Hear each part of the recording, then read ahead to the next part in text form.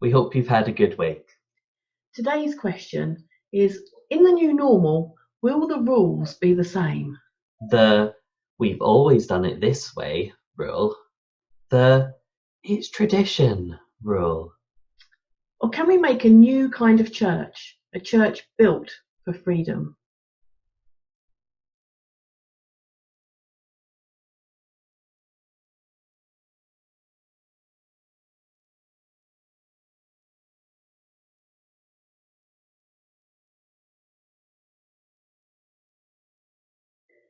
Today is another one of those stories where someone asks Jesus a question and the answer is not what they expect.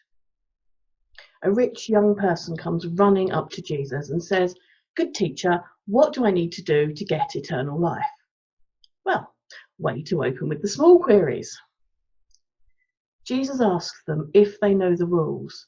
The "you shouldn't lie, you shouldn't commit murder, you shouldn't rules. Do they know them?" And they say yes. Not only do they know them, but they've kept them ever since they were a child. I expect they're feeling pretty pleased with themselves at this point. Then Jesus says, "There's only one thing left to do. Go and sell all your possessions and give that money to the poor." Mic drop moment. Jesus really lays it on. It's not what they wanted to hear, not at all. They're someone that's holding on tight to a lot of things, and they don't want to let them go. Later, Jesus tells the disciples, "Do you know how difficult it is for a rich person to get into the kingdom of heaven? You know those people, those that have it all, the ones you really don't know what to get for Christmas? They cannot get into the kingdom of heaven. In fact, it would be easier for a camel to pass through the eye of a needle than for them to enter the kingdom of heaven." What an image. Trying to fit poor old Cyril here through the eye of a needle. We're going to need some seriously bigger needles. Or possibly smaller camels.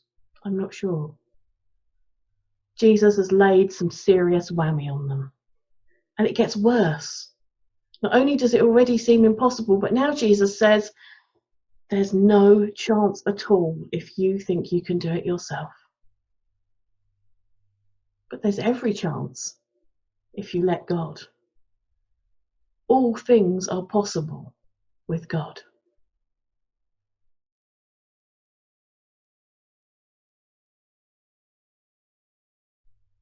With God, there are constant camels, and they are passing through constant needles. A whole stream of camels, lines and lines of them.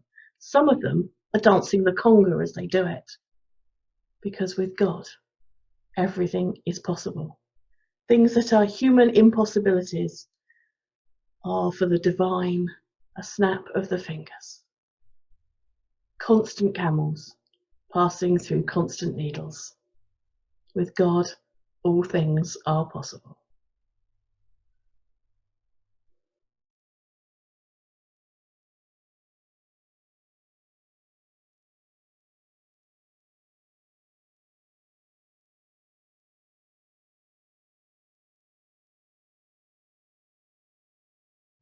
In Psalm 18, the psalmist writes, "God brought me out into a spacious place." That is the freedom that I think Jesus is talking about in today's story. Things that are impossible for us are possible for God. The Bible is full of miracles. Water into wine, feeding the 5,000, and there might be human explanations. This isn't about debating whether miracles really happened or not, but the point is God does things that are seemingly impossible. It is not possible for someone to put a camel through the eye of a needle. We cannot do it, but God can. The man asks about rules. He wants Jesus to give him just another rule that'll make him feel that bit more secure, that'll make him feel like he's done enough to deserve all the good things that God has in store for him. Jesus is telling him that that's not how God works. We often hear this story as, oh, well, it's really, really, really hard to get into heaven, so we have to try a lot harder. But I don't think that's what Jesus was saying. Jesus is saying it's literally not possible. It's not about breaking all of the rules, but it's about realizing that they aren't the point. The point is love. The point is freedom. God is about freedom, not rules. So perhaps the new normal should be about freedom, not rules and norms, not the way that things always have been. Jesus brings the young rich man out into a new spacious place, a place where he can feel free to give all that he has to the poor, just because he can, not because he has to, not because it's another rule. Freedom is love, and love is freedom, and the rules are a side effect.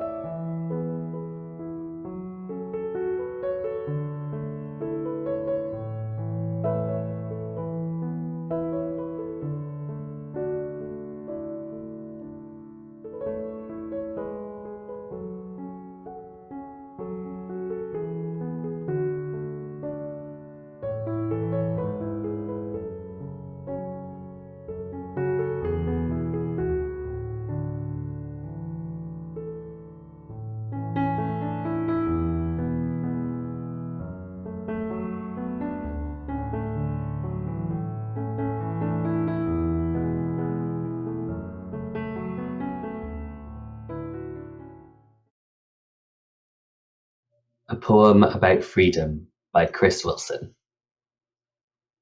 Sensual being of love and light, trapped in a cage of expectation, beaten down by shame, shaken by profound loneliness, longing swells up like churning seas, breaking past all shields, clinging to the smallest sensation, the feel of the rain, the brush of the wind, a touch, a hug, a glance. The distance between what they see and where you are could fill galaxies, every nerve on fire, every fibre of being wishing to burn down the cages, to be free and experience all that could be. Light that spark, stoke that flame, burn the strictures of the past, be more than they can handle. You are a divine creation, holding the image of God. Let the fire from your tongue pour flames upon all that no longer serves. Embrace what you are, and be all that you are. For the lies of mediocrity are no longer yours to hold. Be free, and bask in the glow of all that you have become without them.